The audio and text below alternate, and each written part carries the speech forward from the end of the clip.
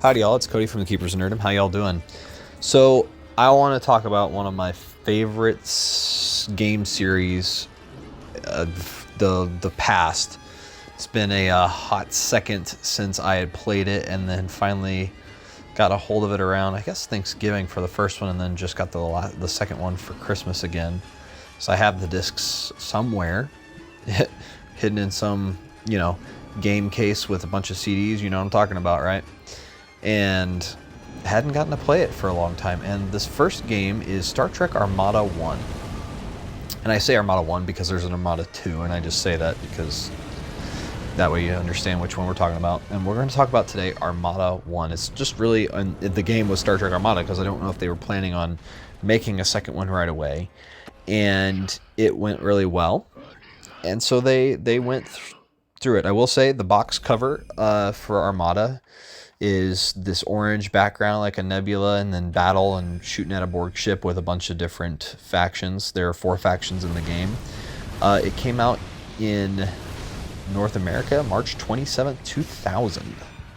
And in Europe it was April 1st, 2000.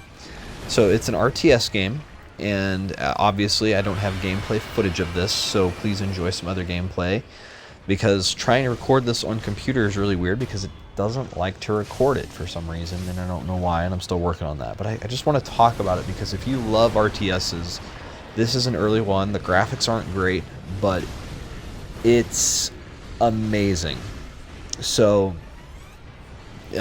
just first off, where you can find this right now is on GOG.com. GOG.com, all right, and they put it up there on December 13th, 2021. This is just the Wikipedia information, which apparently is really helpful for this. But I really want to just talk about the gameplay itself. It's an RTS where you are playing as one of 4 factions in Star Trek Armada 1, and your 4 factions are the Federation, the Klingons, the Romulans, or the Borg.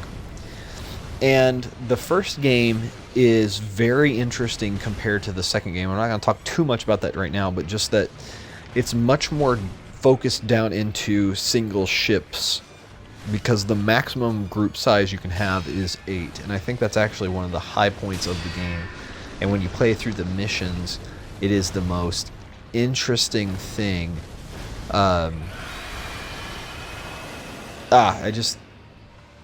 It's fascinating because this game is so focused down in on just the ships itself that I really think it makes for some fascinating gameplay, because each ship has lots of health, it feels like, because they want you to really play the game focused down on these things. Now obviously there's smaller ships that are much more fragile compared to the big stuff, especially if you get a bigger fleet, because once you get a big fleet and go up against, say, a Defiant going up against Romulan Warborg, it's not gonna hang in there very long at all. But it feels much stronger than the game's stuff in Armada 2. And this game is very focused down in on this stuff, and honestly there's a very limited supply of options that you have. Fun fact I just found out, at least from according to the Wikipedia page, and I didn't know this, that some of the game boxes contain an exclusive playable card, the USS Jupiter, in a cross promotion with the Star Trek customizable card game, the first edition. I played the second edition, but that's interesting. And so it had the USS Jupiter and a Kira class ship that came in a box set. I thought this is really awesome. And the card looks alright. First edition cards are kind of lame. But it's a very interesting thing because your 4 factions in this game focus on different gameplay styles. And the styles that you have are this. The Federation is defensive and lots of shields and doesn't do a whole lot of damage, but they have some of the best just protective layers. The Klingons are some cloaking, but really heavy hitting in their weaponry and just will overwhelm you with firepower. And then the Romulans are all about cloaking and stealth and definitely have some of the weakest ships, but because of their special abilities are just on a whole different level. And then the Borg have some of the strongest ships in the game that are very expensive but very, very tanky, and I think they are fascinating pieces to the puzzle of just Star Trek stuff, which is what they should be. And I think Armada 1 does a much better job with the Borg than the second game. I don't want to compare too much, but I think it's important because the other beautiful thing about Armada 1 is the wonderful graphics of the Borg. Now, obviously, this is 2000s, 2000 graphics, so it's not high-end by any means. Now, the second one definitely steps up the game as far as graphics, but the first one's graphic concept for the Borg was much more beautiful other than one ship, the Assimilator. I do like the original one that they put in, but also the one that they use in Armada 2 is the actual one from the show. So I get it, but the original simulator was just kind of a fun model, very simple but yet interesting. This game is all about, story-wise, plot-wise, the Borg attacking the Federation and trying to completely wipe them out, and it's a beautiful thing that you get 4 missions from each of the factions, and then in the last you get a bonus 4 missions where you have to stop the Borg, and then you play as basically like all 3 of the other factions against the Borg. You have a choice there, and some little bit different there, because one of the cool things about some of the missions is that they will occasionally do these amazing missions where they go, here's your group of ships, find your way to the exit of this area, good luck. And you have to survive the gauntlet of maneuvering through the map. And it's so much fun because if you explore too much, you might run into way too many ships. And I played through this game, by the way, on hard this time, and man, it was tough some levels. Some levels were easy as all get out. But some, man, I had to do a lot of reloads because just doing one little thing just incorrectly on certain levels, I mean, you would just get completely smacked down, and it was very tough. The level where you were the Borg assaulting Earth shouldn't be that hard, except for the Earth has the temporal thing where they'll just pause you. Each faction also has a super weapon, and they'll just pause your ability, like, to fight in an area. Like, you're just locked down, and they can attack and do whatever. And so they could literally lock down a starbase and destroy it without ever taking any damage, or even ships for that matter. And that was tough because you had to build just right, and you had to keep your ships separate from your base so that way they could come up to reinforce and attack.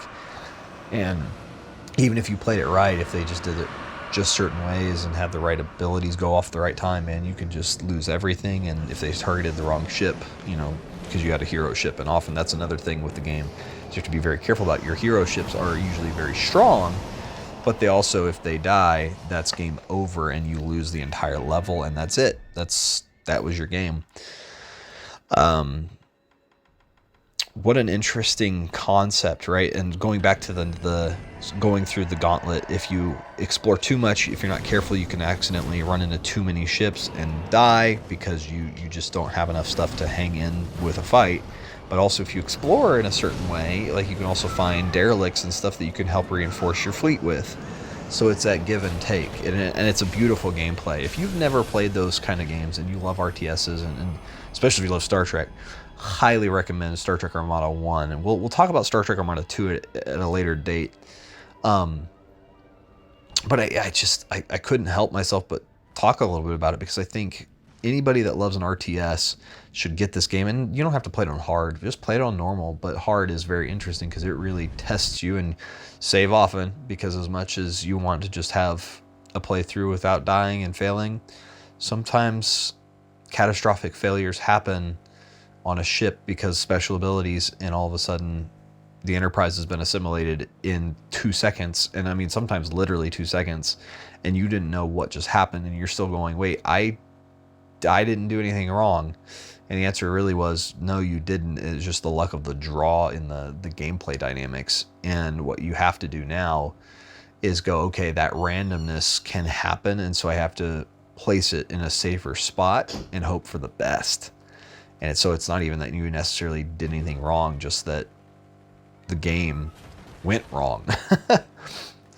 And so you just have to learn from, okay, this can happen, and it may happen like that next time, or it may not at all. And the missions are so fascinating because they really let you expand your thought process, and I love that the Federation missions are your first ones, and so they're very basic and really simple. But then when you get back to the last four, in a lot of ways, one of the best things to do is often use the Federation first and foremost with some mix of the others, because I think one of the big missions towards the end I did use the Romulans just because their cloaking at least let them get out, but also their warbirds have a better special ability than the Sovereign class.